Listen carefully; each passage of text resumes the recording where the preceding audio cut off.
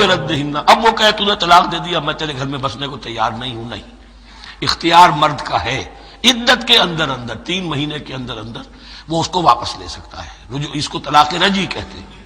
یہ تمام چیزیں ایسی ہیں کہ بہرحال خواتین کو اچھی نہیں لگتی، اور آج کی دنیا میں تو جو یہ مرد و عورت کی مساوات کا سلسلہ ہے، یہ شیطان کا سب سے بڑا فلسفہ اور معاشرے میں فساد اور گندگی پیدا کرنے کا اس کا سب سے بڑا ہتھیار ہے۔ اور اب جو کچھ رہی صحیح اقدار ہماری ایشیا کے ممالک جو ہیں، زیادہ تر مسلمان ممالک ہیں، ان میں خاندانی نظام کی جو بچی کھچی شکل رہ گئی ہے، اس کو برباد کرنے کے لیے یہ قاہرہ کانفرنس اور بیجنگ کانفرنس، اس ایشیا کا گھیراؤ دونوں طرف سے، مشرق سے اور مغرب سے، کہ عورت کو آزاد کرو، عورت کو اٹھاؤ، ایمینسیپیشن کے نام پر، آزادی کے نام پر، اور مرد و عورت کی مساوات کے نام پر، تاکہ خاندانی نظام ٹوٹ کر رہ جائے، جیسے کہ ان کے ہاں ٹوٹ چکا ہے خاندانی نظام نے۔ یہ کلنٹن صاحب نے کہا تھا اپنے سال 9 کے میسج میں کہ عنقریب ہماری قوم، امریکن نیشن، بہت جلد اس کی اکثریت حرام زادوں پر مشتمل ہوگی، born out of wedlock, وہ کسی شادی کے نکاح کے نتیجے میں کوئی وجود میں نہیں آئے ہیں، زنا کے نتیجے میں وجود آئی بھی قوم ہوگی۔ 1 پیرنٹ فیملی رہ گئی ہے، ماں ہی باپ ہے اور وہی ماں ہے، اور وہ دونوں وہ جانتے ہی نہیں۔ اب وہاں بڑی ایک مہم اٹھ رہی ہے کہ ہر انسان کا حق ہے کہ اسے معلوم ہو کہ میرا باپ کون ہے۔ وہاں تو بہت سے لوگ پتہ ہی باپ کون ہے میرا، کیا پتہ۔ یہ تباہی ہے جو اس معاشرے پر آ چکی ہے، اور ہمارے ہاں بھی لوگ اسی معاشرے کی نقالی پر چل رہے ہیں۔ اور یہ نظریہ مساوات مرد و زن جو ہے، یہ بہت ہی یوں سمجھیے کہ تابناک اور بہت اچھے الفاظ کے ساتھ سامنے آ رہا ہے۔ البتہ اس کا دوسرا رخ بھی ہے۔ اسلام نے عورت کو جو حقوق دیے ہیں، بدقسمتی سے ہم مسلمانوں نے وہ بھی ان کو نہیں دیے۔ اس کی وجہ یہ ہے کہ ہمارے اوپر ہمارا ہانٹ کر رہا ہے ہمارا ہندوانہ پس منظر۔ ہندوؤں کے معاشرے میں عورت کی کوئی حیثیت نہیں، نہ اس کی وراثت کا حق ہے، نہ وہ بیوہ ہو جائے تو جینے کا حق تھا اس کو، وہ تو پھر ستی ہو جانا چاہیے اس کو، اس کے لیے تو زندگی کا حق بھی نہیں ہے، وراثت تو بہت دور کی بات رہی، کوئی پراپرٹی کا کوئی سوال نہیں، کسی طرح کی کوئی حیثیت نہیں، کوئی لیگل اینٹیٹی نہیں۔ لیکن ہم مسلمان تو ہو گئے، ہمارے آباء و اجداد، تربیت ہوئی نہیں، لہذا ہمارے اوپر وہی تصورات ہیں، عورت کو جو ہے پاؤں کی جوتی کی طرح سمجھنا۔ یہ جو کچھ ہم کر رہے ہیں، ان کے جائز حقوق بھی انہیں نہیں دیتے، اس کے نتیجے میں ہم جو مغرب کا ہم پر حملہ ہے اس کو مؤثر کرنے میں گویا ہم مدد دے رہے ہیں۔ اگر ہم اپنی خواتین کو وہ حقوق نہیں دیں گے، اگر ان کے لیے جو اللہ نے جو مقرر کیا ہے وہ انہیں نہیں دیا جائے گا، تو ظاہر بات ہے کہ رد عمل میں پھر جو یہ نعرے ہیں اور بڑے خوشنما جو دعوت اٹھتی ہے وہ لازماً انہیں کھینچ کر لے جائے گی۔ تو اس طرف بھی خیال رکھیے، اور ہمارے ہاں دیندار گھرانوں میں خاص طور پر یہ بات ہوتی ہے، اس کو سمجھنا چاہیے کہ عورتوں کے کیا حقوق ہیں، ان کی دلجوئی کتنی کرنی چاہیے۔ حضور نے کیا فرمایا ہے؟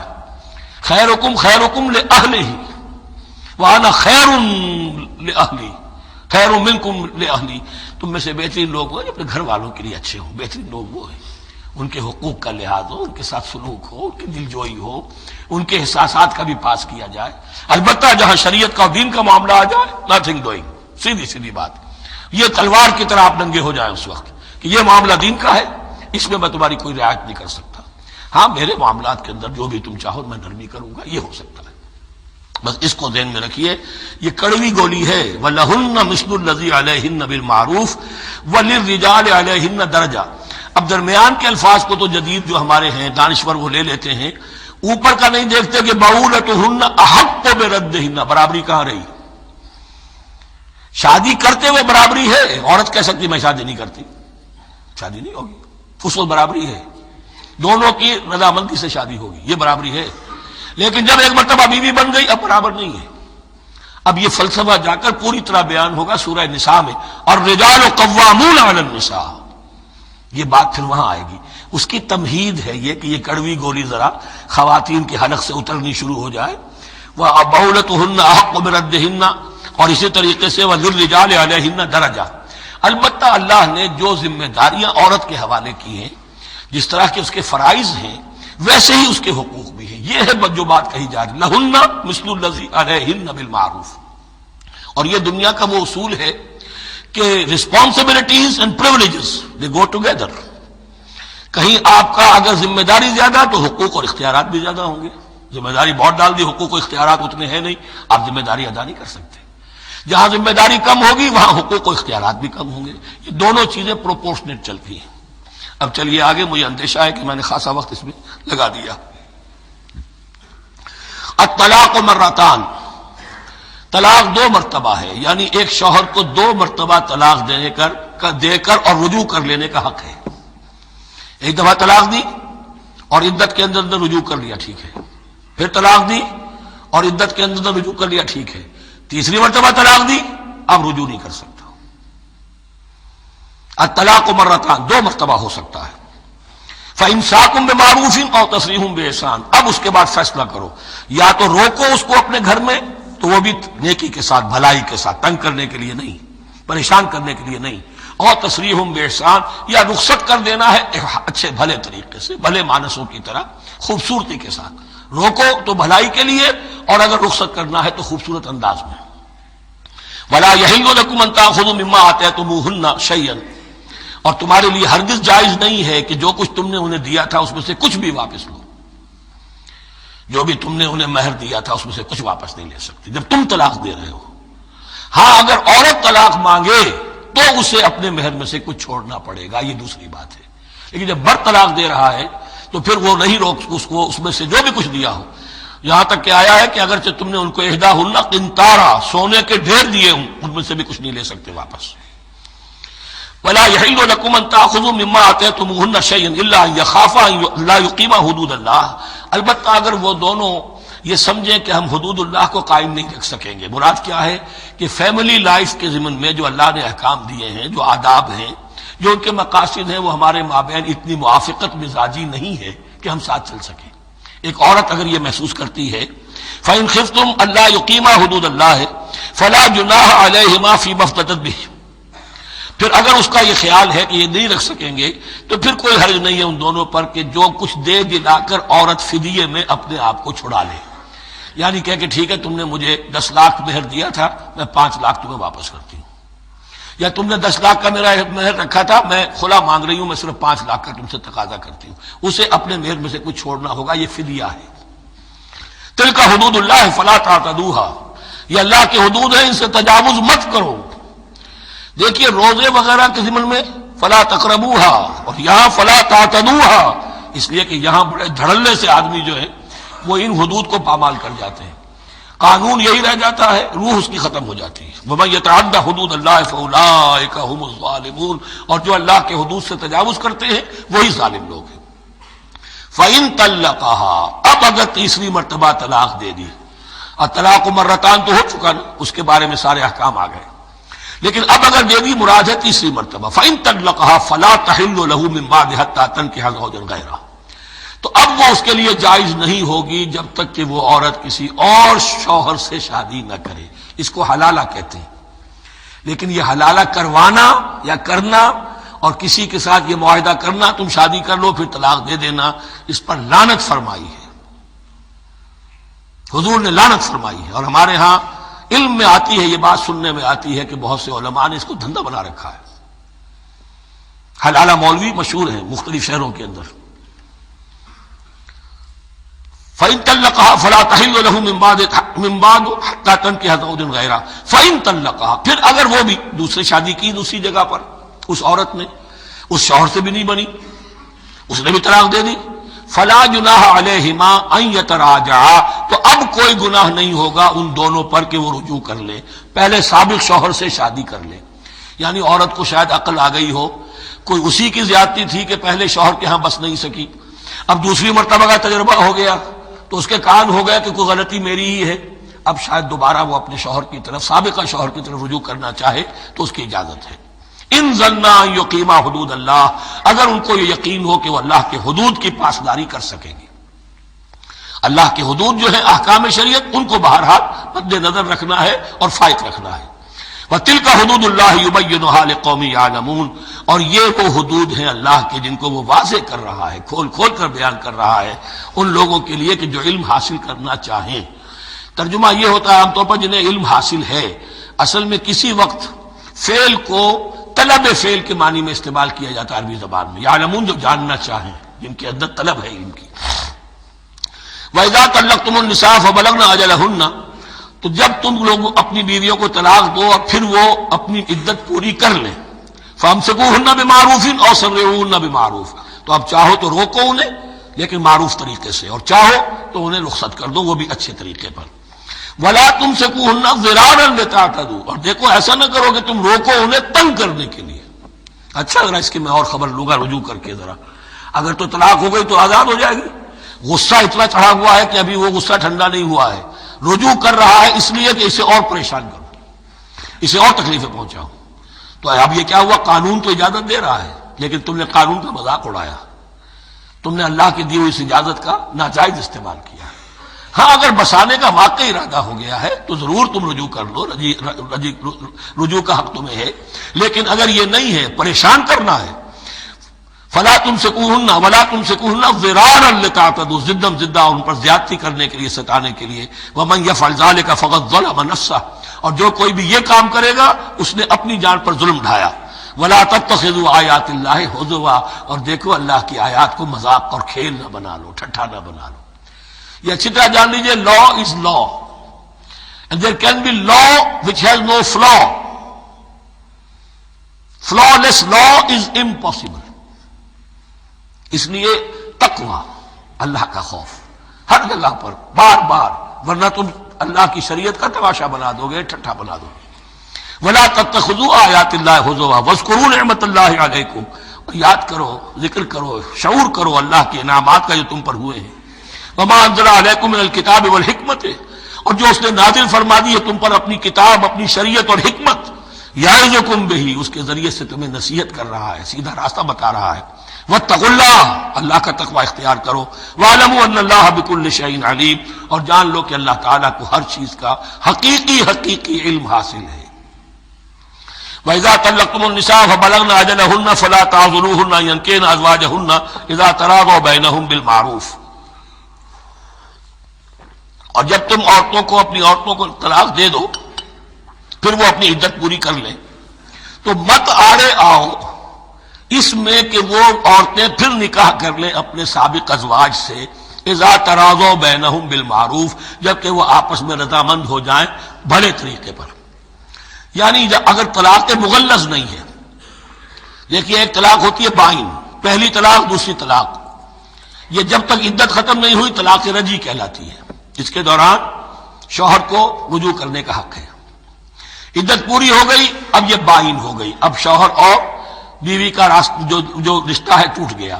اب اگر نکاح ہوگا تو دوبارہ ہوگا، اس میں عورت کی مرضی کو دخل ہے۔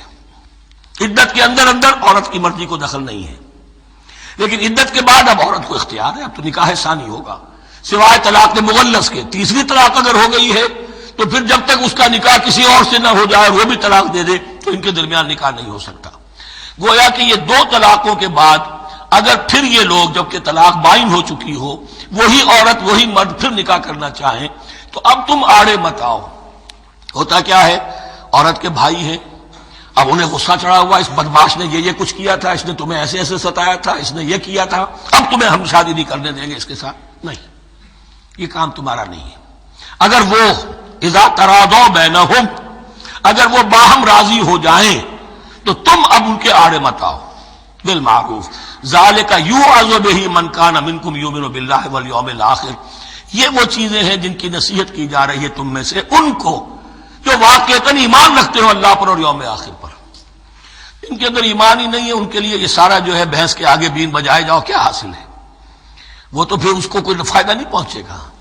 ذالک یوعظ بہ من کان منکم یؤمن باللہ والیوم الآخر ذالکم ازکی لکم واطہر، یہ طریقے جو ہیں تمہارے لیے زیادہ پاک ہیں، زیادہ عمدہ ہیں۔ واللہ یعلم وانتم لا تعلمون، اللہ جانتا ہے تم نہیں جانتے۔ اپنی عقل کو مقدم نہ رکھو، یہ اللہ کا علم ہے، اسی نے عورت کو بنایا، اسی نے مرد کو بنایا، اسے مرد بھی عزیز ہے، عورت بھی عزیز ہے۔ الخلق عیال اللہ، حضور نے فرمایا تمام مخلوق اللہ کے کنبے کے مانند ہے۔ اللہ کو تو اپنا ہر انسان، مرد ہو یا عورت ہو، محبوب ہے، پسندیدہ ہے، اس کی تخلیق ہے، اس کا شاہکار ہے، لیکن یہ کہ وہ جانتا ہے کہ عورت کے کیا حقوق ہونے چاہیے، مرد کے کیا ہونے چاہیے۔ لہذا واللہ یعلم وانتم لا تعلمون، والوالدات یرضعن اولادہن حولین کاملین، اور والداؤں کے لیے، ماؤں کے لیے ضروری ہے کہ وہ اپنی اولاد کو 2 سال دودھ پلائیں پورا. اور یہ خاص طور پر یہاں تذکرہ ہو رہا ہے جب طلاق کا مسئلہ ہو. اب طلاق ہو گئی، شوہر تو علیحدہ ہو گیا، شوہر کہتا ہے بھائی میرا بچہ تو میرا ہے، قانوناً تو اولاد شوہر کی ہوتی ہے، لیکن تم اسے دودھ پلاؤ. تو 2 سال تک وہ عورت انکار نہیں کر سکتی، دودھ پلائے گی. لمن اراد ان یتم الرضاعہ، جو شخص چاہے کہ یہ رضاعت پوری کروائے اپنی سابقہ مطلقہ بیوی سے. وعلی المولود لہ رزقہن وکسوتہن بالمعروف، لیکن اس عرصے کے لیے جس کی وہ اولاد ہے، یعنی شوہر جو سابق ہے، اس کے ذمے ہے اس کا رزق اور اس کا لباس، جسے ہم نان نفقہ کہتے ہیں. 2 سال اگر اس نے دودھ پلانا ہے اس ماں نے، مطلقہ ماں نے، اپنے طلاق دینے والے شوہر کے بیٹے کو یا بیٹی کو، تو اب اس عرصے کے دوران اس کا نان نفقہ اس کے ذمے ہے، باپ کے ذمے ہے، بالمعروف، بھلے طریقے سے. یعنی یہ کہ ایسا نہ ہو کہ ہے تو کروڑ پتی، لیکن اب وہ اس کو بیوی کو مطلقہ کو وہ دینا چاہے نان نفقہ اپنی خادماؤں کی طرح کا. نہیں، وہ ہونا چاہیے معروف طریقے پر. لا تکلف نفس الا وسعها، کسی پر ذمہ داری نہیں ڈالی جاتی مگر اس کی وسعت کے مطابق. لا تضار والدۃ بولدها، نہ تو تکلیف پہنچائی جائے والدہ کو اپنے بچے کی وجہ سے، ولا مولود لہ بولدہ، نہ جس کا وہ اولاد ہے، جس کا وہ بیٹا یا بیٹی ہے، یعنی باپ، نہ اس کو تکلیف پہنچائی جائے. کوئی لا ضرر ولا ضرار، حضور کی حدیث ہے، دونوں کے ساتھ منصفانہ سلوک کیا جائے. وعلی الوارث مثل ذلک، اب فرض کیجئے وہ شخص جو تھا طلاق دینے والا وہ تو مر گیا، تو وارث کے ذمے، اس کا جو وارث ہے اس کے ذمے نان نفقہ رہے گا. اس کے اپنے مرحوم والد کی اگر اولاد اس کی کسی مطلقہ بیوی کے پاس ہے 2 سال تک دودھ پلانے کے لیے. فإن ارادہ فصالا، اب یہ بھی ہو سکتا ہے کہ وہ دونوں جو ہے کہے کہ سب میں تو دودھ نہیں پلاتی، یا یہ کہ وہ شوہر چاہے ان تراض منہما، دونوں راضی ہو جائیں کہ میں دودھ نہیں پلواتی، آپ دودھ چھڑوا دیجئے. وتشاور، آپس میں رضامندی اور مشورے سے، فلا جناح علیہما، اس میں بھی کوئی حرج نہیں. اگر دودھ چھڑوانا چاہیں، وہ کسی اور سے دودھ پلوانا چاہتے ہیں، کوئی دایا رکھ لی ہے اس سے دودھ پلوانا چاہتا ہے، ٹھیک ہے، لیکن ہونا چاہیے جبر نہ ہو، ماں پر جبر نہ ہو. ان تراض منہما، دونوں کی رضامندی سے، وتشاور، اور مشورے سے. فلا جناح علیہما، تو پھر ان دونوں پر کوئی حرج نہیں ہے. اذا سلمتم ما آتیتم بالمعروف، جب کہ تم اس کی ماں کو وہ سب کچھ دے دو جس کا کہ تم نے اسے وعدہ کیا تھا. یہ نہ ہو کہ نان نفقے کو بچانے کے لیے اب تم کہو درمیان میں کہ چھوڑو جی مجھے تو سستی عورت مل رہی ہے دودھ پلا سکتی ہے. نہیں جی، کون سا؟ وَإِنْ أَرَدْتُمْ أَنْ تَسْتَرْضِعُوا أَوْلَادَكُمْ فَلَا جُنَاحَ عَلَيْكُمْ، اگر تم چاہو کسی اور سے اب دودھ پلوانا، رضاعت کروانا، تو اس میں بھی کوئی حرج نہیں. فَلَا جُنَاحَ عَلَيْكُمْ إِذَا سَلَّمْتُمْ مَا آتَيْتُمْ بِالْمَعْرُوفِ، جبکہ ان کی ماں، اس کی ماں کو تم دے چکو جو کچھ کہ تم نے طے کیا تھا معروف اور بھلے طریقے پر. واتقوا اللہ، اور اللہ کا تقوی اختیار کرو. واعلموا ان اللہ بما تعملون بصیر، اور جان لو کہ جو کچھ تم کر رہے ہو اللہ اسے دیکھ رہا ہے.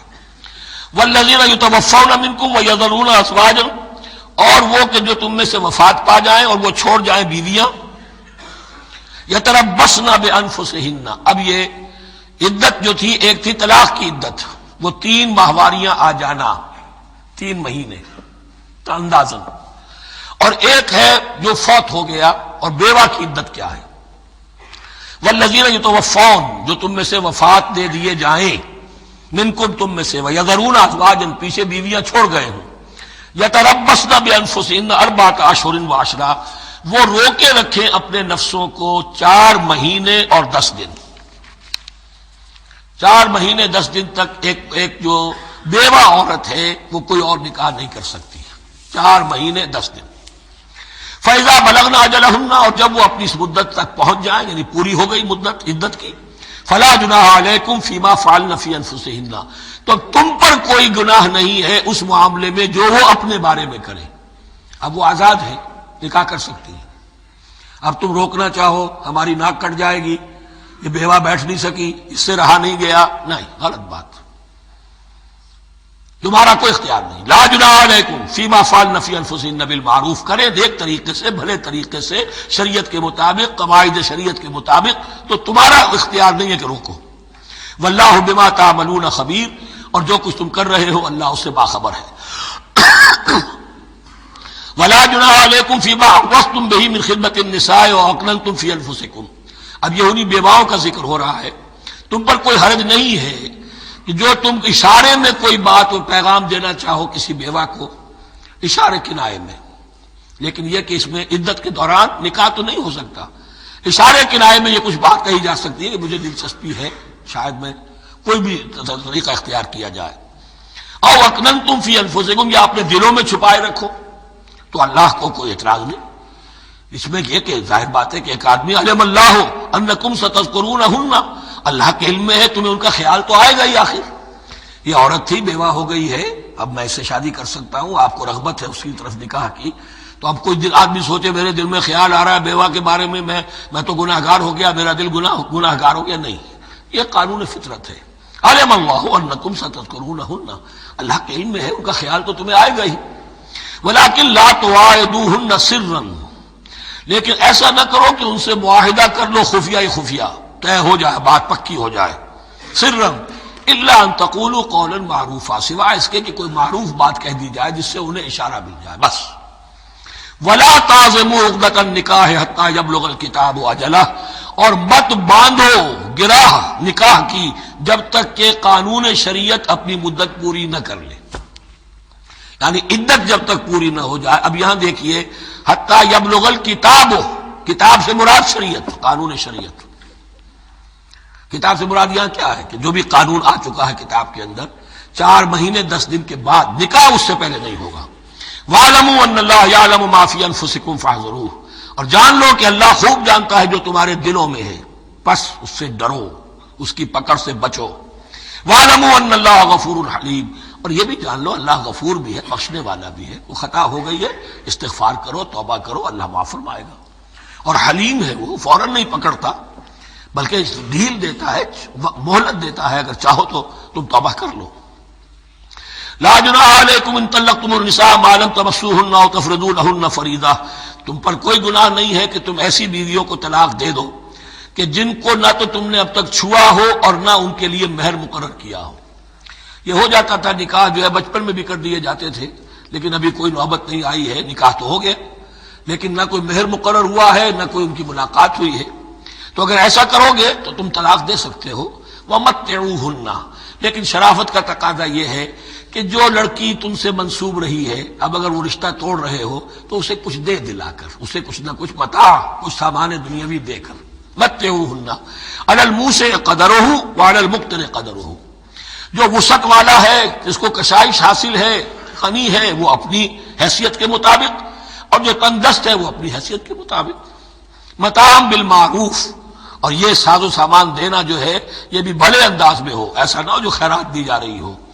حقا علی المحسنین، یہ حق ہے محسنین پر، یہ سمجھے کہ ہم پر اللہ تعالیٰ کی طرف سے عائد کردہ یہ ذمہ داری ہے۔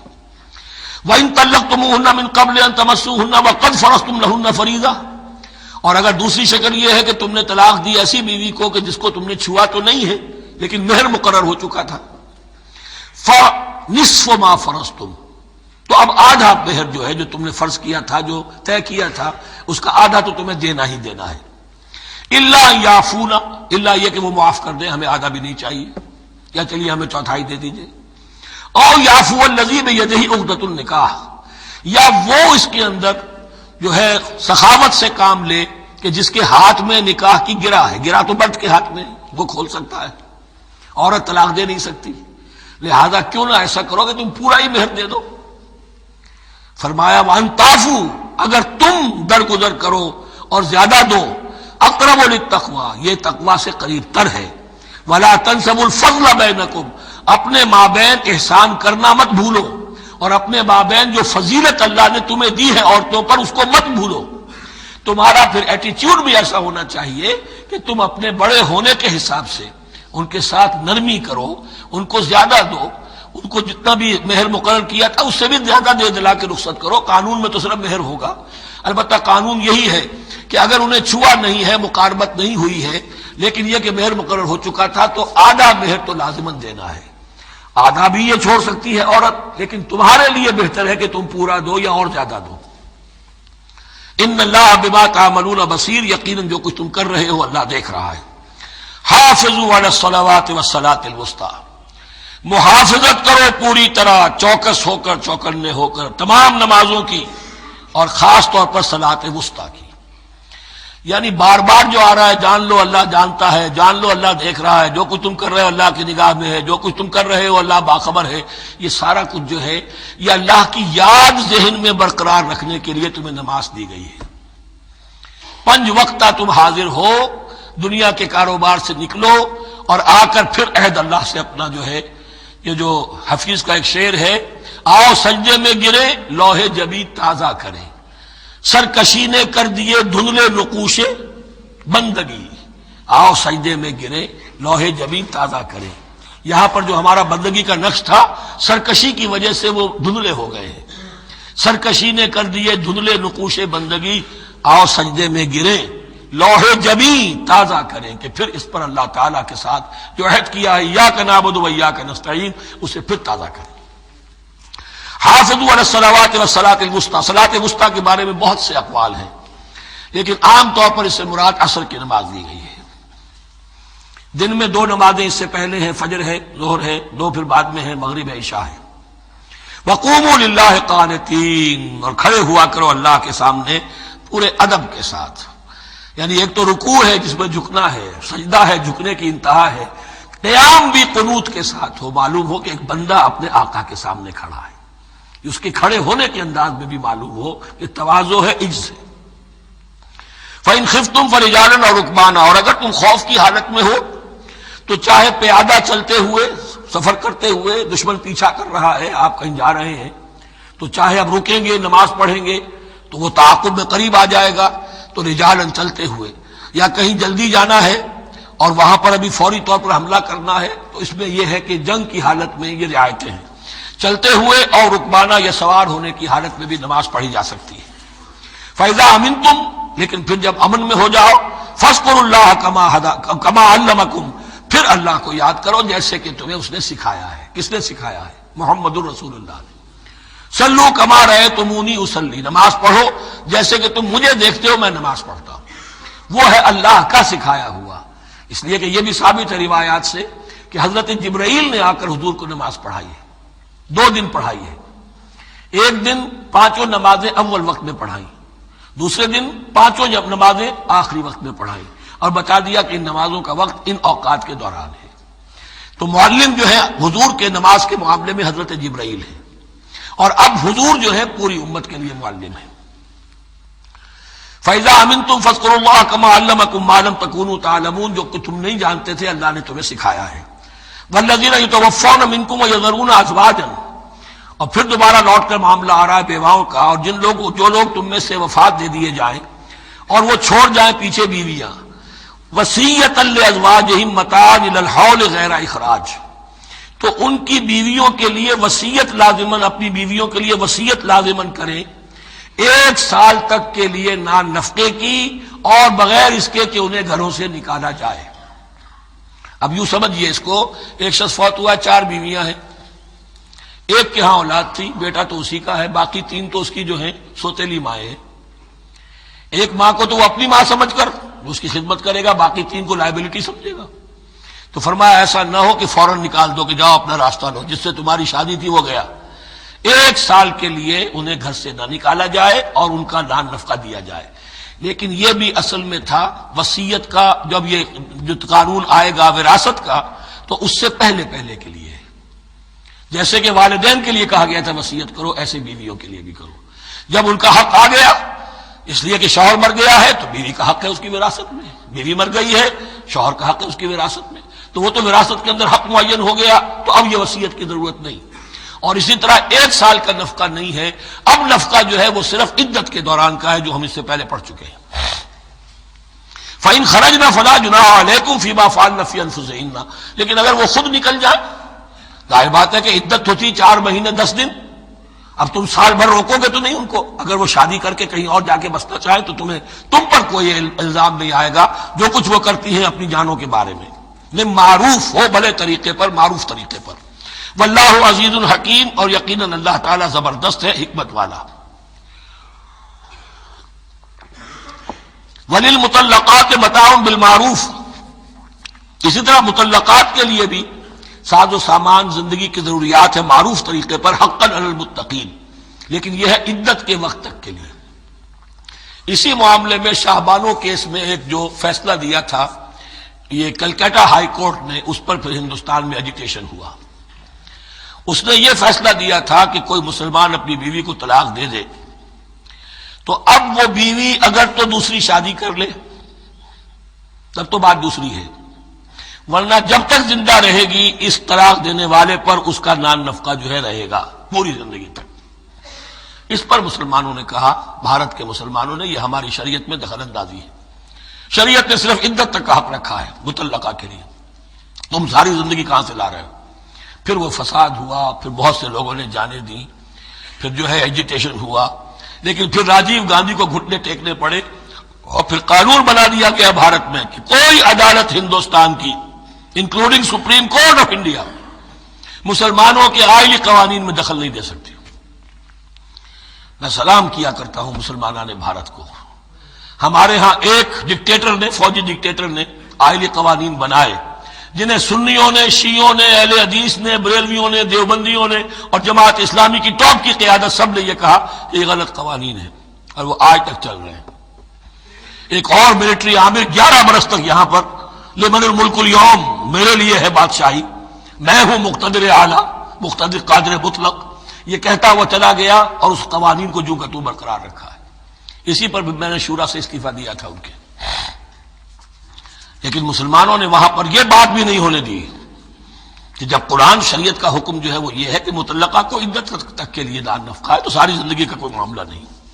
کذالک یبین اللہ لکم آیاتہ لعلکم تعقلون، اسی طرح اللہ تعالیٰ تمہارے لیے اپنی آیات کو واضح کر رہا ہے تاکہ تم عقل سے کام لو اور سمجھو۔ اب جو 2 رکوع اگلے آ رہے ہیں یہ بڑے اہم ہیں اس اعتبار سے کہ یہ تاریخ بنی اسرائیل کا غزوہ بدر ہے جس کا تذکرہ ہوگا۔ میں ایک بات آپ کو بنی اسرائیل کی تاریخ کی بتا چکا ہوں کہ جب حضرت موسیٰ کے انتقال کے بعد یوشع ابن نون کی سرکردگی میں انہوں نے جہاد کیا، قتال کیا تو فلسطین فتح ہو گیا، لیکن انہوں نے چھوٹی چھوٹی حکومتیں 12 بنا لی اور آپس میں لڑتے بھی رہے۔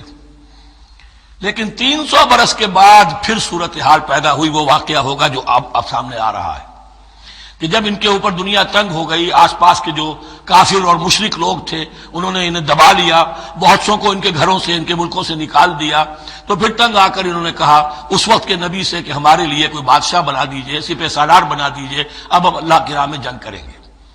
تو وہ جو جنگ ہوئی ہے طالوت اور جالوت کی، اس جنگ کے بعد سے خلافت راشدہ شروع ہوئی ہے دور بنی اسرائیل کی۔ گویا کہ خلافت راشدہ دور بنی اسرائیل کی 300 برس بعد آئی ہے ان کے رسول کے انتقال کے، جبکہ خلافت راشدہ اس امت مسلمہ کی متصل ہے رسول اللہ صلی اللہ علیہ وسلم کے زمانے کے ساتھ، اس لیے کہ صحابہ نے جانیں دی، خون دیا، قربانیاں دیں، اور اس کے نتیجے میں حضور کی زندگی ہی میں دین غالب ہو گیا، اسلامی ریاست قائم ہو گئی۔ تو ظاہر بات ہے اس کے بعد آپ کے انتقال کے بعد خلافت کا دور شروع ہو گیا، لیکن وہاں یہ سارے سال 300 برس گزرے ہیں، اس کے بعد ان کا دور خلافت آیا ہے، اور اس میں بھی 3 خلافتیں ہیں کہ جو متفق علیہ ہیں، ویسے وہاں تو وہ نبوتیں ہیں، طالوت علیہ السلام، داؤد علیہ السلام اور سلیمان علیہ السلام۔ چوتھی خلافت پر آ کر تقسیم ہو گئی ہے، جیسے حضرت علی کے زمانے میں چوتھی خلافت میں عالم اسلام جو ہے دارالاسلام منقسم ہو گیا کہ مصر اور شام نے حضرت علی کی خلافت کو تسلیم نہیں کیا۔ اسی طرح حضرت سلیمان کے 2 بیٹوں میں پھر ان کی مملکت تقسیم ہو گئی، ایک اسرائیل اور ایک یہودیہ، یہ 2 ریاستیں وجود میں ہیں، جیوڈی۔ بہرحال یہ جو واقعہ تھا کہ جس کے بعد خلافت راشدہ شروع ہو رہی ہے، اسلام کا غلبہ شروع ہو رہا ہے حضرت موسیٰ کی تاریخ میں، وہ ہے طالوت اور جالوت کی جنگ، اس کے لیے اب یہاں پر تذکرہ ہو رہا ہے، اور یہ بھی ایک آئینہ دکھایا جا رہا ہے صحابہ کرام کو، اب یہی مرحلہ تمہیں درپیش ہے۔ غزوہ بدر آیا چاہتا ہے، آئینہ، coming events cast their shadows before, تمہیں پہلے سے بتایا جا رہا ہے۔ الم تر الی الذین خرجوا من دیارہم، کیا تم لوگوں نے غور نہیں کیا، کیا تم نے غور نہیں کیا ان لوگوں کے حال پر کہ جو نکل گئے اپنے گھروں سے، وہم الوف، جبکہ وہ ہزاروں کی تعداد میں تھے، حذر الموت، موت سے ڈر کی وجہ سے، یعنی جب کفار اور مشرکین نے غلبہ کر لیا ان پر اور بہت سے ملکوں سے یہ بھاگے اپنے ملک چھوڑ کر، فقال لهم اللہ موتوا، تو اللہ نے ان سے کہا کہ مر جاؤ، ثم احیاہم، پھر انہیں زندہ کیا۔ یہاں یہ بھی ہو سکتا ہے مراد کہ فی الواقع یہ عمل ہوا ہو، اور یہ بھی مراد ہو سکتا ہے جیسے قوم مر جاتی ہے لیکن پھر اس کا نشأت ثانیہ ہو جاتی ہے، پھر اللہ نے ان کے اندر ایک جذبہ پیدا کر دیا۔ یعنی یہاں پر مرنا اور احیاء جو ہے وہ معنوی ہو، روحانی ہو، اخلاقی ہو، وہ بالفعل جسدی نہ ہو، لیکن اللہ کے اختیار سے باہر نہیں، اس کی قدرت میں ہے، سب کو مار کر بھی دوبارہ جلا سکتا ہے۔ ان اللہ لذو فضل علی الناس ولکن اکثر الناس لا یشکرون، اور یقیناً اللہ تعالیٰ تو اپنے بندوں پر بڑا فضل کرتا ہے لیکن اکثر لوگ جو ہے شکر نہیں کرتے، ناقدری کرتے ہیں اللہ کے احسانات کی۔ لیکن اب وہ غزوہ بدر جو ہے ان کا سابقہ امت مسلمہ کا، اس کا حال بیان کرنے سے پہلے مسلمانوں سے گفتگو ہو رہی، اس لیے کہ ہے تو ساری ان کے لیے، ان کی ہدایت کے لیے۔ تاریخ بیان کرنا قرآن کا مقصد نہیں ہے، تاریخ کی کتاب نہیں ہے یہ، تو جو پروسیس آف ریولوشن چل رہا تھا، جو جد و جہد تھی، جو تحریک تھی محمد رسول اللہ کی، جس مرحلے میں سے وہ تحریک گزر رہی ہے، اسی مرحلے کی مناسبت سے سابقہ تاریخ سے بھی واقعات لائے جا رہے ہیں، اور اسی کی مناسبت سے وہ جو بھی وقتی احکام ہیں وہ دیے جا رہے ہیں۔ وَقَاتِلُوا فِي سَبِيلِ اللَّهِ وَاعْلَمُوا أَنَّ اللَّهَ سَمِيعٌ عَلِيمٌ، اور جنگ کرو اللہ کے راستے میں، اور جان لو اللہ تعالیٰ سب کچھ سننے والا اور جاننے والا ہے۔ مَنْ ذَا الَّذِي يُقْرِضُ اللَّهَ قَرْضًا حَسَنًا فَيُضَاعِفَهُ لَهُ أَضْعَافًا كَثِيرًا، کون ہے وہ شخص کہ جو اللہ کو قرض حسنہ دے؟ یہ انفاق جب کیا جاتا ہے خالص اللہ کے دین کے لیے، تو اللہ کہتا ہے یہ میرے ذمہ قرض ہے، دین میرا ہے، تم میرے دین کو غالب کرنا چاہتے ہو، میری حکومت قائم کرنا چاہتے ہو، تو جو کچھ اس میں خرچ کرو گے وہ مجھ پر قرض ہے، قرض حسنہ ہے۔ من ذا الذی یقرض اللہ قرضا حسنا فیضاعفہ لہ، تو اللہ اس کو اس کے لیے بڑھاتا رہے، دگنا کرتا رہے، اضعافا کثیرا، دگنا چوگنا، بہت گنا۔ واللہ یقبض ویبسط، اور اللہ کے اختیار میں کسی چیز کو چھوٹا کر دینا، سکیر دینا، اور کھول دینا اور کشائش کر دینا۔ وإلیہ ترجعون، اور اسی کی طرف تمہیں لوٹا دیا جائے گا۔ یہاں دیکھیے یہ دونوں چیزیں، جہاد بالنفس اس کی آخری شکل قتال، اور جہاد بالمال اس کے لیے پہلے لفظ آ رہا تھا انفاق، اب قرض حسنہ، اللہ کو قرض حسنہ۔ الم تر الی الملأ من بنی اسرائیل من بعد موسیٰ، کیا تم نے غور نہیں کیا موسیٰ کے بعد بنی اسرائیل کے سرداروں پر، ملا من بعد موسیٰ، اذ قالوا لنبی لہم، جبکہ انہوں نے اپنے نبی سے کہا، یہ تو میں آپ کو حدیث سنا چکا ہوں، کوئی وقت ایسا نہیں گزرا حضرت موسیٰ کے بعد کہ نبی کوئی نہ کوئی موجود نہ رہا ہو، حضرت عیسیٰ تک۔ اس زمانے کے جو نبی تھے ان سے انہوں نے کہا لَهُمْ مُبَعَثْ لَنَا مَلِكًا نُقَاتِلْ فِي سَبِيلِ اللَّهِ، اب ہمارے لیے کوئی بادشاہ مقرر کر دیجئے تاکہ ہم اللہ کی راہ میں قتال کریں، جنگ کریں۔ یہاں بادشاہ سے مراد ہے جو سپہ سالار ہو، نبی ہے تو ظاہر بات ہے کہ نبی کا رتبہ تو بلند رہے گا، لیکن نبی کے تابع ہو کر کوئی شخص کہ جو جنگ کی سپہ سالاری کر سکے اس کو نامزد کر دیجئے۔ قَالَ هَلْ عَصَيْتُمْ إِن كُتِبَ عَلَيْكُمُ الْقِتَالُ أَلَّا تُقَاتِلُوا، جو نبی تھے یہ سیموئیل نبی تھے، سموئیل، یہ آپ اولڈ ٹیسٹمنٹ میں پڑھیں گے سیموئیل نبی، انہوں نے کہا کہ اس کا بھی اندیشہ ہے کہ جب جنگ فرض کر دی جائے اللہ تقاتلوا، پھر تم جنگ نہ کرو، یعنی ابھی تو بڑے تمہارے دعوے ہیں، بہادری دکھا رہے ہو، بڑا جوش و خروش ہے، کہیں ایسا تو نہیں ہوگا کہ ادھر سے میں اللہ تعالیٰ سے اجازت بھی لوں جنگ کی اور تمہارے لیے کوئی سپہ سالار یا بادشاہ بھی بنا دوں اور پھر تم جنگ سے کرنی کترا جاؤ۔ قالوا وما لنا الا نقاتل فی سبیل اللہ، ان کا کیسے ممکن ہے کہ ہم اللہ کی راہ میں قتال نہ کریں، وقد اخرجنا من دیارنا وابنائنا، جبکہ ہمیں نکال دیا گیا ہمارے گھروں سے اور ملکوں سے اور اپنے بیٹوں سے، یعنی ان کی اولاد کو تو انہوں نے غلام بنا لیا، ان کی عورتوں کو بانیہ بنایا، اب یہ تو نکلے ہوئے ہیں اپنے ملکوں سے خوف سے بھاگے ہوئے۔ فلما كتب عليهم القتال، تو جب ان پر وہ جنگ فرض کر دی گئی، تولوا الا قليلا منهم، تو پیٹھ پھیر گئے سب کے سب سوائے کچھ لوگوں کے۔ یہ گویا کہ تنبیہ کی جا رہی ہے مسلمانوں، تم بھی بہت کہتے رہے ہو کہ حضور ہمیں جنگ کی اجازت ملنی چاہیے، ہم کب تک یہ ظلم سہیں گے، لیکن ایسا نہ ہو، دیکھو اب جب جنگ کا حکم آئے، اب پڑھ چکے ہم وہ آیت كتب عليكم القتال وهو كره لكم، اب اچھی نہیں لگ رہی جنگ، جان تو پیاری ہے، تو اب دکھا دیا گیا وہاں بھی یہ ہوا۔ واللہ علیم بالظالمین، اور اللہ ایسے ظالموں سے خوب باخبر ہے۔ وقال لهم نبیہم، اور ان سے کہا ان کے نبی نے، ان اللہ قد بعث لکم طالوت ملکا، تمہارے لیے اللہ تعالیٰ نے طالوت کو بادشاہ مقرر کیا ہے۔ ان کا نام تورات میں آیا ہے سول یا ساؤل، SAUL. اب یہ سمجھ میں نہیں آتا، ہو سکتا ہے کہ اصل نام ساؤل ہو، لیکن چونکہ وہ بہت قداور تھے، طول قداور، اس لیے ان کا ایک صفاتی نام ہو طالوت. قرآن مجید نے صفاتی نام لیا ہے کہ وہ بہت قداور تھے. قالوا انا یکون له الملک علینا. اب انہوں نے کہا کیسے ہو سکتا ہے کہ اسے بادشاہت ملے ہمارے اوپر، ونحن احق بالملک منہ، ہمیں زیادہ حق حاصل ہے اس کے مقابلے میں کہ ہمیں بادشاہی دی جائے. ولم یؤت سعۃ من المال، وہ تو مفلس ہے، اسے تو اللہ نے کوئی زیادہ دولت دی نہیں ہے، کیونکہ ان کے معیار تو یہی تھے جو دولت مند ہے وہی صاحب عزت ہے. قال ان اللہ اصطفاہ علیکم. اب نبی نے کہا اب جو چاہو کہو، اللہ نے اس کو چن لیا ہے تم پر، یہ فیصلہ اب ہو چکا، اللہ کا فیصلہ ہے، ڈیوائن ججمنٹ ہے، ڈیوائن ڈیسیژن ہے، کین ناٹ بی ریووکڈ. وزادہ بسطۃ فی العلم والجسم، اور اسے کشادگی عطا کی ہے علم اور جسم دونوں چیزوں میں. قداور ہے، طاقتور ہے، اور اسی طریقے سے علم اور فہم دیا ہے. تم دولت دیکھتے ہو، اللہ نے چنا ہے ان دو چیزوں کی بنا پر، جسمانی طاقت، جسمانی قوت، اس دور میں ظاہر بات ہے اس کی بہت ضرورت تھی، اور دوسرے یہ کہ اسے علم دیا ہے، فہم دیا ہے، سمجھ دی ہے، دانش دی ہے.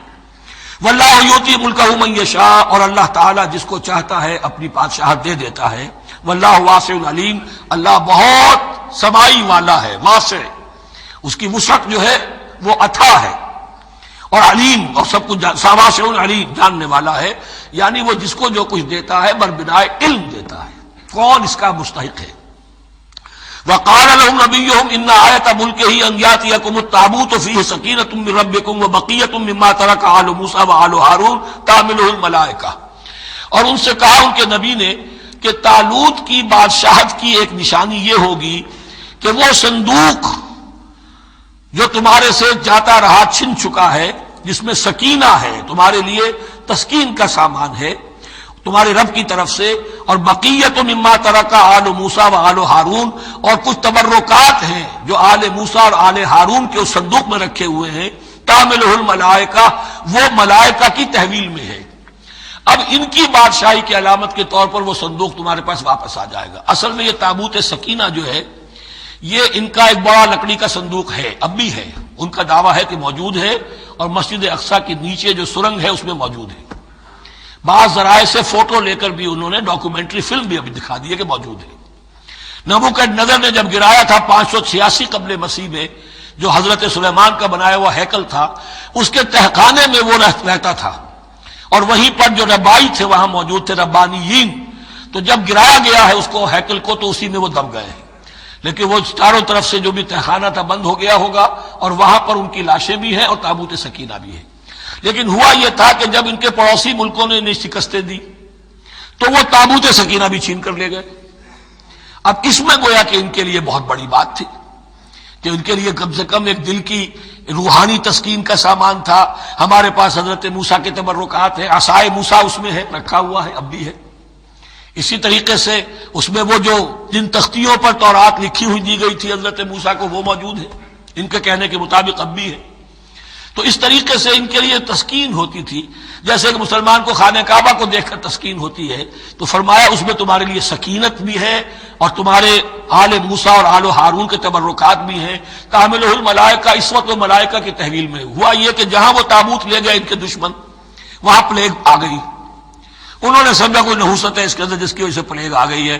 انہوں نے ایک چھکڑے کے اوپر اس کو رکھا اور بیلوں کو ہانک دیا، جاؤ جدھر جانا ہے. تو حضرت سموئیل نے ان سے کہا کہ طالوت کا اللہ کی طرف سے نامزد کیے جانا ایک علامت اس کی یہ ہوگی کہ وہ تمہاری تسکین کا سامان جو تم سے چھن گیا تھا، ان کے عہد عمارت میں یا ان کے عہد ملوکیت میں تمہیں واپس مل جائے گا، اور وہ فرشتوں کی تحویل میں ہے. تو ایک روز وہ چھکڑا جو ہے وہ لیے ہوئے وہ تابوت ان کے ہاں پہنچ گیا. ان فی ذلک لآیۃ لکم ان کنتم مؤمنین، یقیناً اس میں تمہارے لیے نشانی ہے اگر تم ماننے والے ہو. فلما فصل طالوت بالجنود، اب جب حضرت طالوت اپنے لشکروں کو لے کر چلے، ان میں سے جو لوگ تو انکار کر گئے رہ گئے، جو لوگ چلے ساتھ ان کو لے کر چلے. قال ان اللہ مبتلیکم بنہر، انہوں نے فرمایا اپنے لشکر والوں سے اللہ تعالیٰ تمہاری ایک آزمائش کرے گا ایک نہر سے، دریا سے، یہی جو ہے جارڈن ریور جارڈن، اس کو کراس کر کے پھر حملہ کرنا تھا۔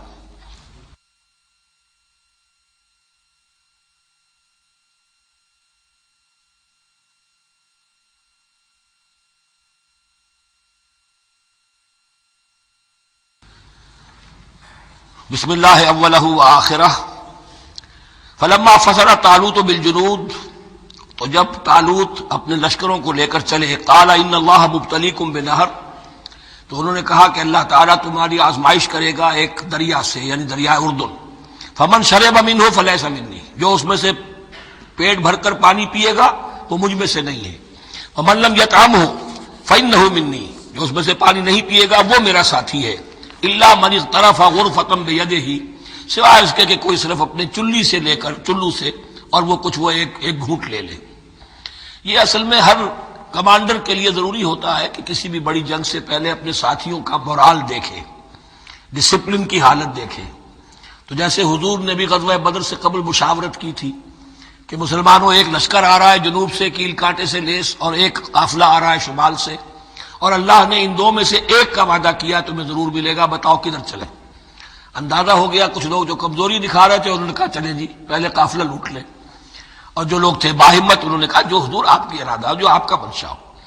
تو یہاں بھی انہوں نے اس سے ٹیسٹ کیا ہے کہ آیا وہ میرے حکم کی پابندی کرتے ہیں یا نہیں کرتے۔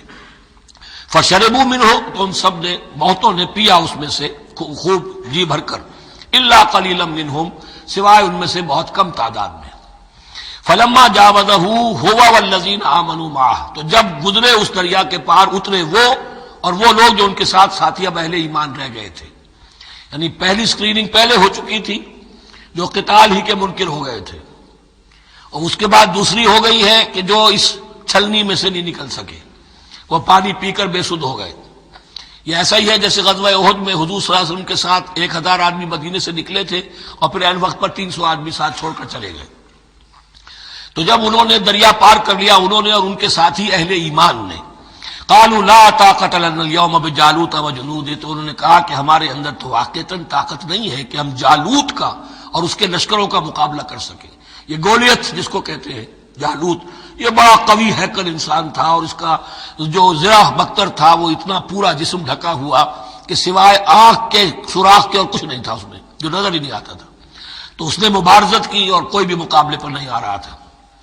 قال الذين يظنون انهم ملاقو الله كم من فئة قليلة غلبت فئة كثيرة باذن الله، تو کہا ان لوگوں نے جو یقین رکھتے تھے کہ اللہ سے ملاقات کرنی ہے، کہ کئی مرتبہ ایسا ہوا ہے، کتنی مرتبہ ایسا ہوا ہے کہ چھوٹی جماعت غالب آ گئی ہے بڑی جماعت پر اللہ کے حکم سے، یعنی آگے بڑھو، ہمت کرو، اپنی جو ہے کم ہمتی کا ثبوت نہ دو، اللہ تعالیٰ کی نصرت سے، اللہ کی مدد سے تمہیں فتح حاصل ہو جائے گی۔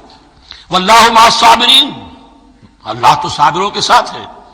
فلما برزوا لجالوت وجنودہ، تو جب وہ سامنے آئے جالوت اور اس کے لشکروں کے، برزا ظاہر ہو جانا، سامنے آمنے سامنے آ جانا، اب ادھر ان کا لشکر ہے طالوت علیہ السلام کا، اور ادھر وہ جالوت کا لشکر ہے۔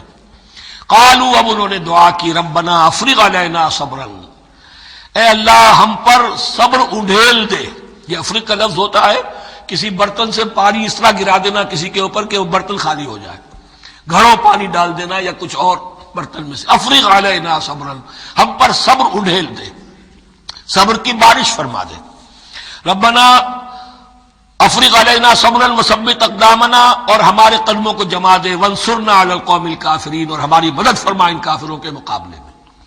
یہی دعا گویا کہ تلقین کی جا رہی ہے اہل ایمان کو کہ جب بدر کے موقع پر تمہارا مقابلہ ہوگا تو تمہیں یہ دعا کرنی چاہیے۔ فَهَزَمُوهُمْ بِإِذْنِ اللَّهِ، تو انہوں نے بھگا دیا ان کو اللہ کے حکم سے، اللہ کے اذن سے، اللہ کی مشیت سے۔ وَقَتَلَ داود جالوت، اور قتل کیا جالوت کو داود نے۔ یہ داود جو ہے تورات سے معلوم ہوتا گڈریے تھے، جنگلوں میں رہتے تھے اپنی بھیڑیں بکریاں لے کر، اور ان کے پاس ایک گوپیا ہوتا تھا، اس گوپیے کے اندر پتھر رکھ کر اس کو گھما کر وہ مارتے تھے، لیکن نشانہ اتنا صحیح تھا کہ اس سے وہ کہتے تھے کہ میں شیروں کے جبڑے توڑ دیتا ہوں۔ جب کبھی شیر آتے ہیں میرے بھیڑوں بکریوں کے گلوں پر حملے کے لیے، تو جب وہ آ گئے اتفاق سے، جب لشکر آمنے سامنے تھے، ادھر جالوت للکار رہا ہے، آئے کوئی میرے مقابلے میں، ادھر سب کے سب سہمے کھڑے ہیں، کوئی آگے نہیں نکل رہا. تو حضرت طالوت آئے، یہ حضرت داؤد آ گئے اتفاقاً. کہا معلوم ہوا کیا سچویشن ہے، یہ ہے کہ اچھا ٹھیک ہے، میں اس غیر مختون کا میں معاملہ کرتا ہوں، اس لیے کہ یہ ان کے یہاں سب سے بڑی گالی تھی. حضرت ابراہیم کی ملت میں ہے ختنہ، اور یہ جو کفار اور مشرک تھے ان کے ہاں ختنہ نہیں تھی، تو نامختون ہونا ان کے ہاں یہ سب سے بڑی گالی تھی. اس نامختون کا پھر جو ہے میں اس کو کیفر کردار تک پہنچاؤں گا، میرے پاس یہ گوپیا ہے، اب میں تو شیروں کے جبڑے توڑ دیا کرتا ہوں. انہوں نے پھر وہ پتھر رکھ کر اور گھمایا ہے، اور سیدھا وہ آنکھ کے سوراخ سے اس کے بھیجے کے اندر اتر گیا. اور اس طریقے سے قتل داؤد و جالوتا، داؤد نے جالوت کو قتل کیا، اور اللہ تعالیٰ نے پھر ان کو جو براتی بتا کیے وَآتَاهُ اللَّهُ الْمُلْكَ وَالْحِكْمَةَ وَعَلَّمَهُ مِمَّا يَشَاءُ. ایک تو یہ کہ طالوت علیہ السلام نے اپنی بیٹی کا نکاح ان سے کر دیا، داماد ہو گئے، اور پھر انہی کو وارث بنایا، یہ بادشاہ ہوئے. اللہ نے ان کو ہی ملک دیا، حکومت دی، بادشاہت دی، اور حکمت بھی دی، نبوت بھی دی. یہ دونوں اعتبارات سے ان کو اللہ تعالیٰ نے سرفراز فرمایا. وَعَلَّمَهُ مِمَّا يَشَاءُ، اور پھر اسے سکھایا جو کچھ کہ اللہ نے چاہا. وَلَوْلَا دَفْعُ اللَّهِ النَّاسَ بَعْضَهُمْ بِبَعْضٍ، اور اگر اس طریقے سے اللہ ایک گروہ کو دوسرے کے ذریعے سے دفع نہ کرتا رہے، زمین میں فساد ہوتا ہے تو اللہ تعالیٰ کو شکل ایسی پیدا کرتا ہے کہ کسی اور گروہ کو سامنے لا کر مفسدوں کا خاتمہ کرتا ہے. اگر ایسا نہ ہوتا وَلَوْلَا دَفْعُ اللَّهِ النَّاسَ بَعْضَهُمْ بِبَعْضٍ لَفَسَدَتِ الْأَرْضُ، تو زمین میں فساد ہی فساد پھیل گیا ہوتا. اللہ تعالیٰ نے ان جنگوں کے ذریعے سے ہر بڑا فرعون جو آتا، ہر فرعون موسیٰ، اللہ تعالیٰ نے کوئی نہ کوئی اس کے لیے علاج تجویز کیا ہوا ہے. وَلَوْلَا دَفْعُ اللَّهِ النَّاسَ بَعْضَهُمْ بِبَعْضٍ لفسدت الارض ولكن اللہ ذو فضل علی العالمین، لیکن اللہ تعالیٰ تو تمام جہانوں پر بڑا فضل کرنے والا ہے. تلک آیات اللہ نتلوها علیک بالحق، یہ اللہ کی آیات ہیں جو ہم پڑھ کر آپ کو سنا رہے ہیں حق کے ساتھ. یہ قول گویا کہ حضرت جبرائیل کی طرف منسوب ہوگا. یہ اللہ کی آیات ہیں اے مسلمانوں، اے محمد صلی اللہ علیہ وسلم، جو ہم آپ کو سنا رہے ہیں حق کے ساتھ. وَإِنَّكَ لَمِنَ الْمُرْسَلِينَ، اور یقیناً اے محمد صلی اللہ علیہ وسلم آپ رسولوں میں سے ہیں. تِلْكَ الرُّسُلُ فَضَّلْنَا بَعْضَهُمْ عَلَى بَعْضٍ، ایک بہت اہم قانون بیان ہو رہا ہے. ان رسولوں میں سے ہم نے بعض کو بعض پر فضیلت دی ہے. یہ میں پہلے بیان کر چکا ہوں کل. تفریق بین الرسل کفر ہے، تفضیل یہ قرآن سے ثابت ہے. کوئی افضل ہے اور کوئی مفضول ہے، کسی کو کسی اعتبار سے فضیلت ہے، کسی کو کسی اور اعتبار سے فضیلت. جزوی فضیلت ہے مختلف لوگوں کی ہو سکتی ہے، کلی فضیلت تمام انبیاء اور رسول پر محمد الرسول اللہ کو حاصل ہے. تلک الرسل فضلنا بعضهم على بعض منهم من کلم اللہ، ان میں سے وہ بھی تھے جن سے اللہ نے کلام فرمایا، حضرت موسیٰ علیہ السلام. ورفع بعضهم درجات، اور بعضوں کے اور کسی اعتبار سے درجات بڑھا دیے. وآتینا عیسی ابن مریم، اور ہم نے عیسیٰ ابن مریم کو البینات اور ان کی مدد فرمائی حضرت جبرائیل کے ساتھ. وَلَوْ شَاءَ اللَّهُ مَا اقْتَتَلَ الَّذِينَ مِن بَعْدِهِمْ مِن بَعْدِ مَا جَاءَتْهُمُ الْبَيِّنَاتُ، لیکن اللہ چاہتا تو یہ آپس میں نہ لڑتے جھگڑتے، نہ یہودیوں کی آپس میں جنگیں ہوتی، نہ یہودیوں نصرانیوں کی ہوتی، نہ نصرانیوں کے فرقے ایک دوسرے سے لڑتے. وَلَوْ شَاءَ اللَّهُ مَا اقْتَتَلَ الَّذِينَ مِن بَعْدِهِمْ مِن بَعْدِ مَا جَاءَتْهُمُ الْبَيِّنَاتُ، اس کے بعد کہ ان کے پاس واضح تعلیمات آ چکی تھیں. وَلَٰكِنِ اخْتَلَفُوا، لیکن انہوں نے اختلاف کیا. فَمِنْهُم مَّنْ آمَنَ وَمِنْهُم مَّن كَفَرَ، ان میں وہ بھی ہیں جو ایمان لے آئیں گے اور ان میں وہ بھی ہیں جو کفر پر اڑ گئے ہیں. وَلَوْ شَاءَ اللَّهُ مَا اقْتَتَلُوا، اگر اللہ چاہتا ان پر لازم کر دیتا، یعنی جبرن تکوینی طور پر، تو اختلاف نہ کرتے، جھگڑتے نہ. وَلَٰكِنَّ اللَّهَ يَفْعَلُ مَا يُرِيدُ، لیکن اللہ تو کرتا ہے جو چاہتا ہے. اللہ نے جو دنیا کو اس حکمت پر بنایا ہے کہ یہ دنیا کی زندگی آزمائش ہے، آزمائش کے لیے آزادی دی ہے. تو جو شخص غلط راستے پر جانا چاہے اسے آزادی ہے، جو صحیح راستے پر آنا چاہے اسے آزادی ہے. ایھا الذین آمنوا انفقوا مما رزقناکم من قبل ان یأتی یوم لا بیع فیہ ولا خلۃ ولا شفاعۃ والکافرون هم الظالمون. اللہ لا الہ الا هو الحی القیوم لا تأخذہ سنۃ ولا نوم له ما في السماوات وما في الأرض من ذا الذي يشفع عنده إلا بإذنه يعلم ما بين أيديهم وما خلفهم ولا يحيطون بشيء من علمه إلا بما شاء وسع كرسيه السماوات والأرض ولا يؤوده حفظهما وهو العلي العظيم. صدق اللہ العظیم۔ رب اشرح لی صدری ویسر لی امری واحلل عقدۃ من لسانی یفقہوا قولی۔ تقریباً 2 رکوعوں پر مشتمل معاملہ طالوت و جالوت کا وہ ہم پڑھ چکے ہیں، اور یہ گویا کہ اب غزوہ بدر کے لیے ذہنی اور نفسیاتی تیاری ہو رہی ہے، اور غزوات کے لیے جیسا کہ میں نے عرض کیا جہاں سرفروشی کی ضرورت ہے وہاں انفاق مال کی بھی ضرورت ہے، تو اب یہاں بڑے زوردار انداز میں پھر انفاق کی طرف توجہ دلائی جا رہی ہے۔ وہی 4 ڈوریاں ذہن میں رکھیے، انفاق اللہ کی راہ میں یعنی جہاد بالمال، قتال جہاد بالنفس کی آخری شکل، اور شریعت میں عبادات اور معاملات، یہ 4 ڈوریاں گتھی ہوئی ہیں ان 22 رکوعوں کے اندر، جن پر دوسرا نصف جو ہے سورہ بقرہ کا مشتمل ہے۔ یا ایھا الذین آمنوا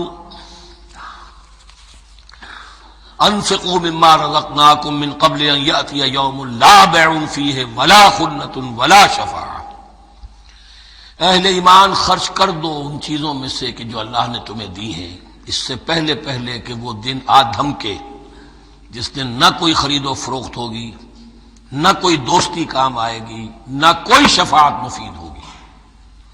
والکافرون هم الظالمون، اور کافر ہی تو ظالم ہیں۔ اب یہاں کافر سے مراد کون ہے؟ کافر اصطلاحی نہیں، کافر معنوی، جو اللہ کے اس حکم انفاق کی تعمیل نہیں کرتا، دیکھتا ہے کہ دین مغلوب ہے، اس کو غالب کرنے کی جد و جہد ہو رہی ہے، اس کی کچھ تقاضے ہیں، مالی ضرورتیں ہیں اس کی، اور اللہ نے اسے قدرت دی ہے، اس میں خرچ کر سکتا ہے اور نہیں کرتا، وہ ہے اصل کافر۔ اس کے بعد وہ آیت آ رہی ہے جو قرآن حکیم کی عظیم ترین آیت ہے، حضور فرمان نبوی صلی اللہ علیہ وسلم، آیت الکرسی۔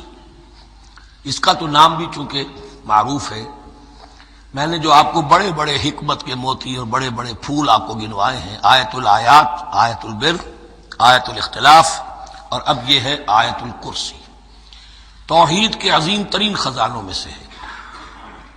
ہی سیدۃ آیات القرآن، حضور نے فرمایا یہ تمام آیات قرآنی کی سردار ہے۔ جس طریقے سے آیہ بر اور سورۃ العصر میں ایک نسبت ہے کہ ہدایت اور نجات کی شرائط ساری کی ساری ایک چھوٹی سی صورت میں اللہ نے جمع کر دی، والعصر ان الانسان لفی خسر الا الذین آمنوا وعملوا الصالحات وتواصوا بالحق وتواصوا بالصبر، لیکن اس کی تفصیل ایک آیت میں آئی، وہ آیت البر ہے۔ چنانچہ جو منتخب نصاب ہم نے مرتب کیا ہے دعوت قرآن کے لیے، میں پہلا درس سورۃ العصر کا ہے اور دوسرا درس آیت البر کا ہے۔ جو نسبت سورۃ العصر میں ہے کہ وہ سورت ہے، یہ آیت ہے، لیکن اس آیت میں کئی سورتیں نکل سکتی ہیں حجم کے اعتبار سے سورۃ العصر کے برابر۔ یہی نسبت ہے سورہ اخلاص میں، 4 آیتیں، توحید کا عظیم ترین خزانہ، اور یہ آیت الکرسی، یہ آیت ہے سورہ اخلاص، اس میں 4 بن جائیں گی حجم کے اعتبار سے، لیکن اسے حضور نے ثلث قرآن قرار دیا ہے، توحید کے موضوع پر جامع ترین سورۃ الاخلاص، لیکن توحید اور خاص طور پر توحید فی الصفات کے موضوع پر عظیم ترین آیت یہ آیت الکرسی ہے۔ اللہ لا الہ الا ہو، اللہ وہ معبود برحق ہے جس کے سوا کوئی الہ نہیں، بڑا کیٹیگوریکل۔ الحی القیوم، وہ زندہ ہے از خود اور باخود، اس کی زندگی مستعار نہیں ہے۔ وہ جو کہا ہے کہ مانگ کے لائے تھے 4 دن، 2 آرزو میں کٹ گئے، 2 انتظار میں، عمر دراز مانگ کے لائے تھے، اللہ کی زندگی ہے اس کی از خود زندگی، کسی کی دی ہوئی نہیں، اور اس زندگی میں کوئی ضعف نہیں، کوئی کمزوری نہیں، کوئی احتیاج نہیں، آگے آ جائے گا، نہ اسے نیند آتی ہے نہ اونگ آتی ہے۔ قیوم، خود اپنی جگہ وہ زندہ جاوید ہستی ہے، اور باقی ہر شے کا وجود اس کے حکم سے قائم ہے، کوئی شے قائم نہیں ہے بغیر اس کے اذن کے۔ تو گویا کہ احد اور الصمد، اللہ اپنی جگہ احد، لیکن باقی پوری کائنات کے لیے صمد ہے، جو سورہ اخلاص میں 2 الفاظ آئے ہیں، قل هو اللہ احد اللہ الصمد، اللہ حی ہے اور قیوم ہے۔ لا تاخذہ سنۃ ولا نوم، اس پر غالب نہیں ہو سکتی نہ نیند نہ اونگ. لہو ما فی السماوات و ما فی الارض، آسمان اور زمین میں جو کچھ ہے اسی کا ہے، ملکیت تام